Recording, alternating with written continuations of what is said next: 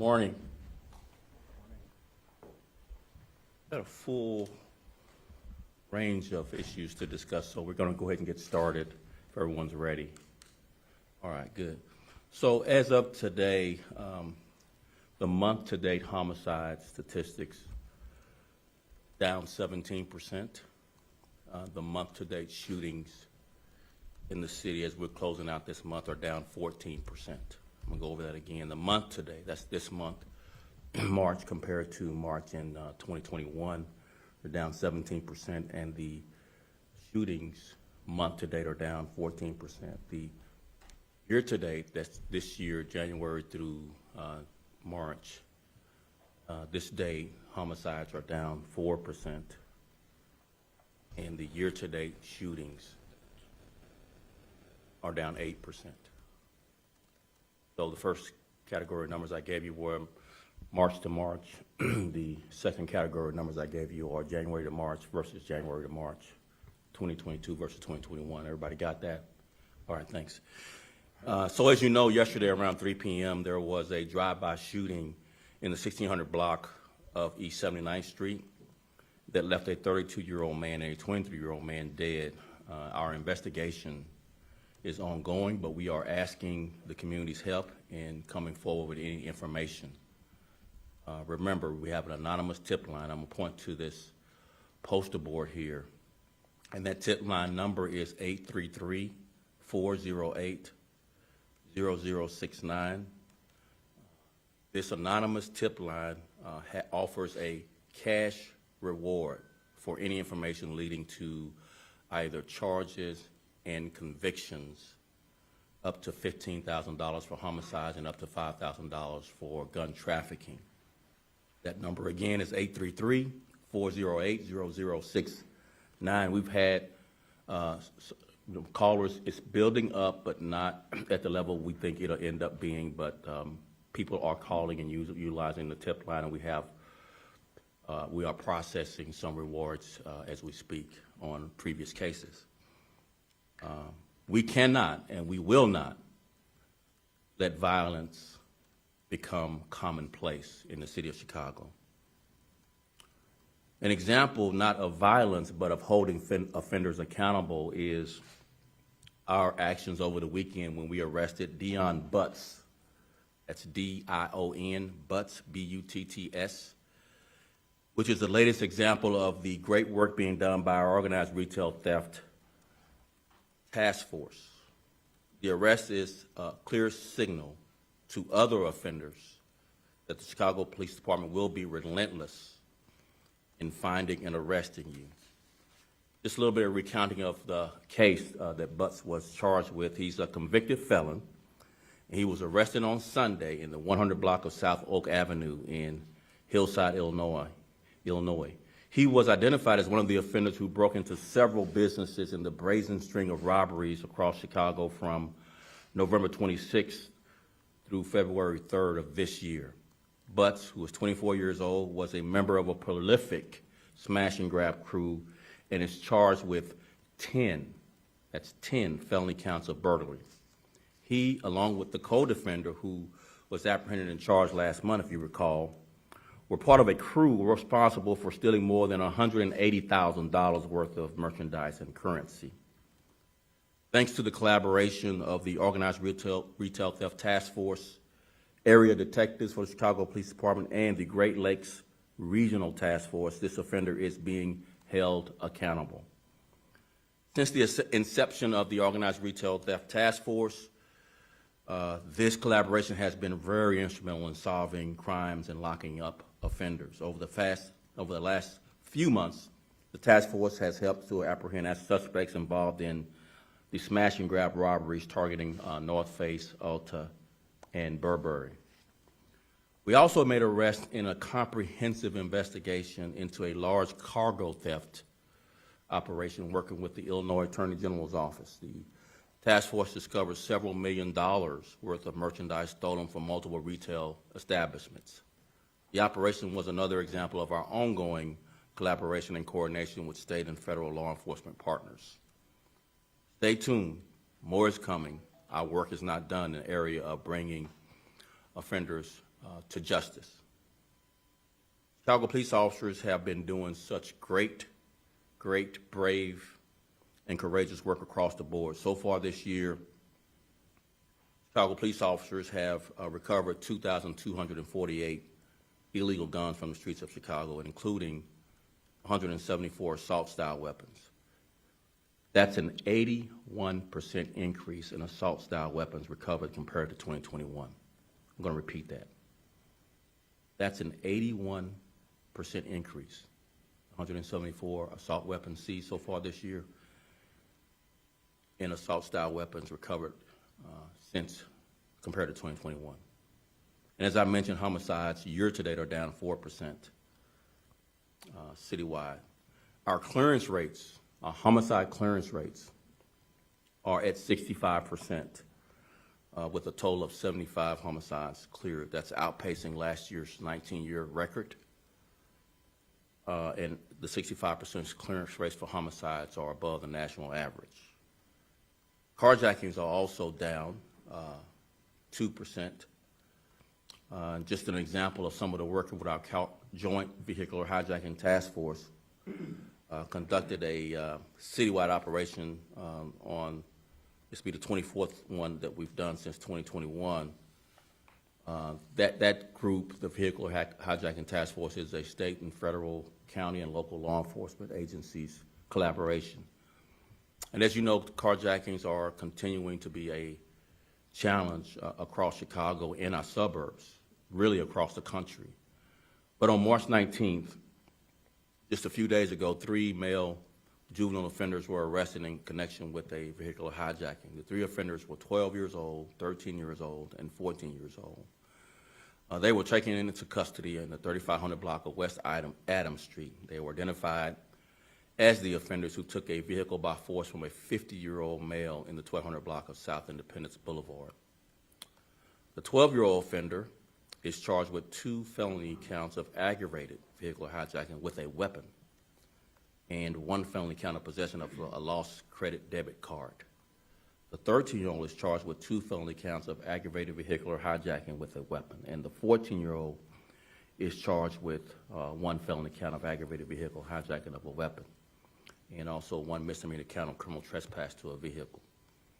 I want to recognize the officers involved and all the detectives that did great work in bringing these offenders to justice. We cannot and we will not ever let crime and violence go unchecked, regardless of your age. I also recognize, however, that this situation is tragic on all sides. There are multiple challenges here, obviously, with such young people committing these heinous, very dangerous crimes.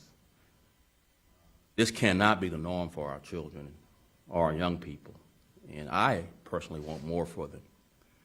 We have to give our kids and young people safe neighborhoods, as well as the options and tools to make better decisions.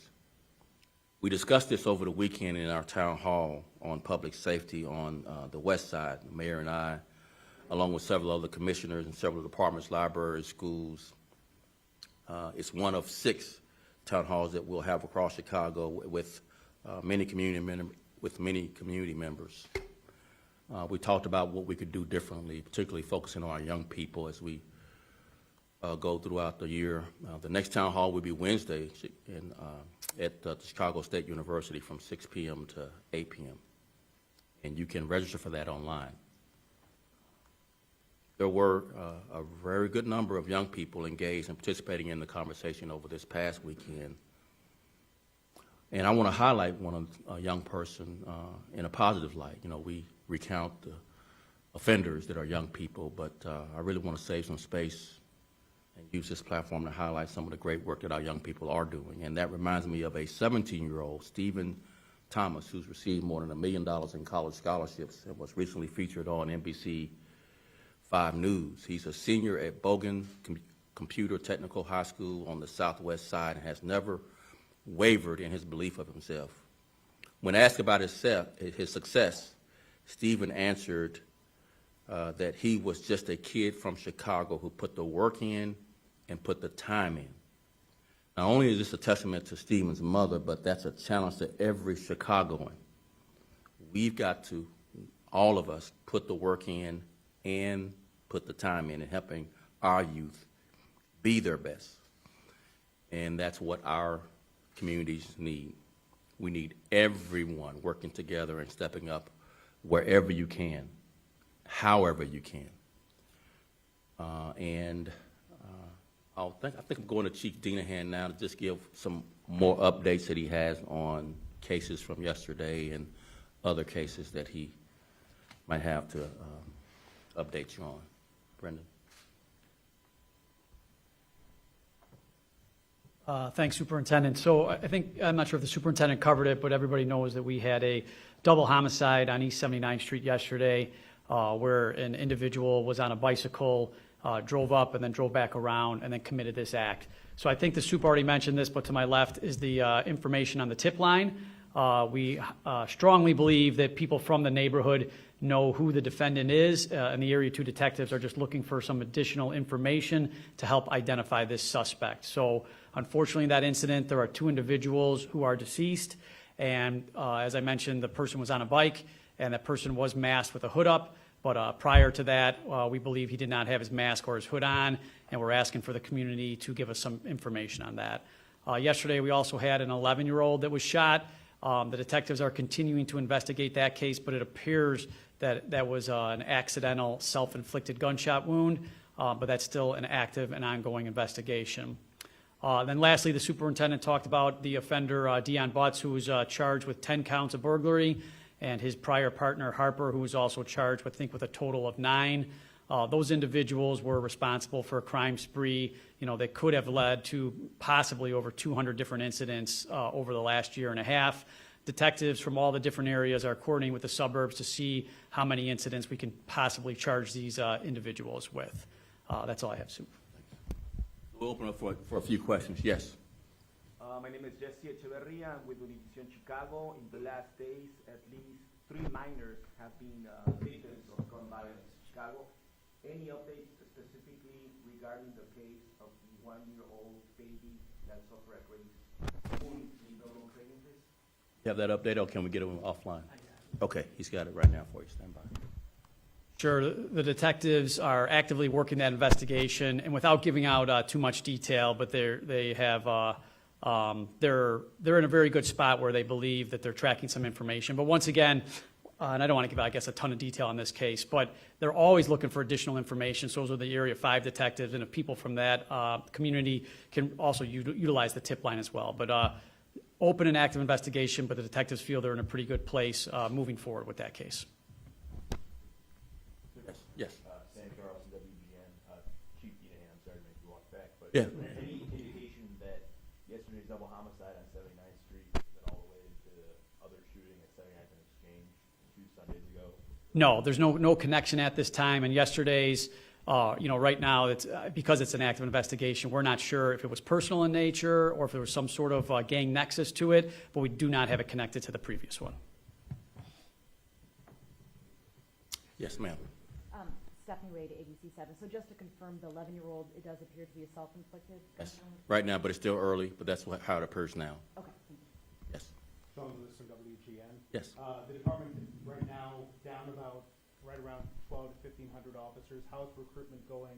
Are you seeing any ability, any strength in trying to get new recruits into the? Actually, we got a lot of encouraging news regarding recruiting. As you know, we expanded the 60-hour waiver of college hours for other careers beyond military. So previously, we waived 60 hours of college, which is our basic requirement to be a Chicago cop, for military only.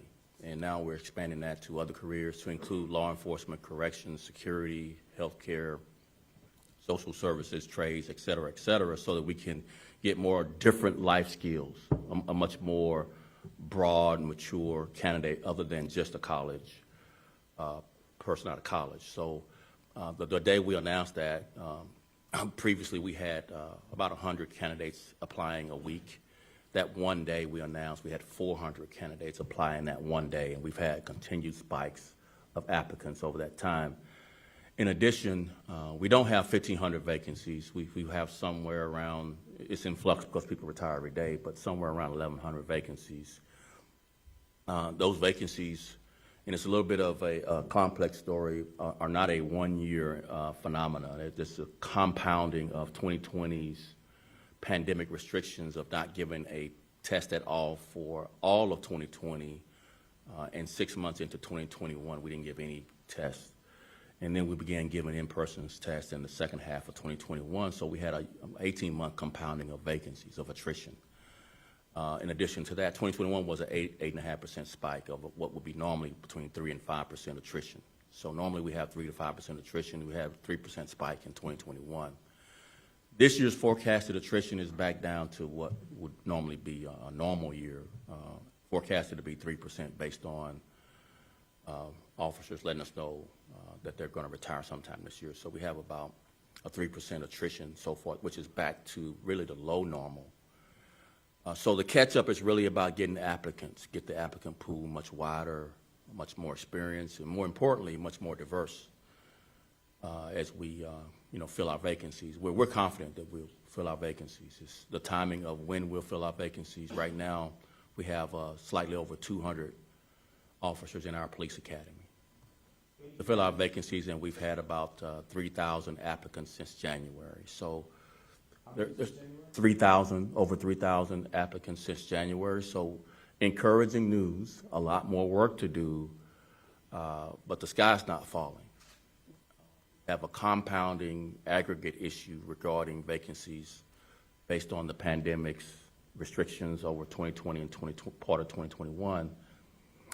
But we've got plans in place to catch up. We've got a dedicated recruiting team going out to job fairs, military bases, and city colleges and universities. So we've got a plan. The plan is yielding early results, but again, we've got work to do.